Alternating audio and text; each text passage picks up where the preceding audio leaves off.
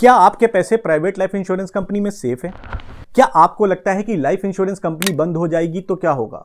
ये एक आम सोचना है और ये सोचना कई हद तक सही भी है। आइए इस वीडियो के माध्यम से हम जानते हैं कि आपके पैसे कितने सुरक्षित हैं लाइफ इंश्योरेंस कंपनी में।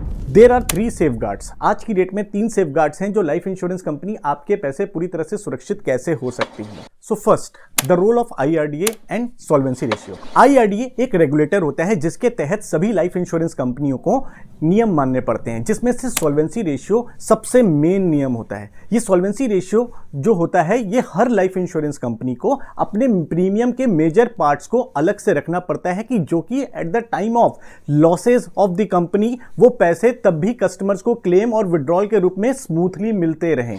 सेकंड वन, री इंश्योरेंस।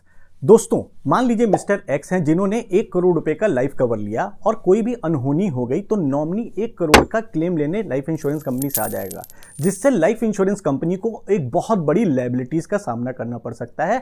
तो दोस्तों, यहां पे भी री इंश्योरेंस की एक फैसिलिटी होती है जो कि सभी लाइफ इंश्योरेंस कंपनी अपने इस रिस्क को ट्रांसफर करती है दूसरी other private life insurance company से री इंश्योरेंस करा के। तो यहां पर भी हमें घबराने की बात नहीं है कि अगर ज्यादा बड़े क्लेम्स आने पर life insurance company loss making हो जाए तो यहां पे भी लॉस मेकिंग का खतरा नहीं है, क्योंकि ये रिस्क बाइफरगेट हो जाता है, रिस्क ट्रांसफर हो जाता है other private life insurance company में।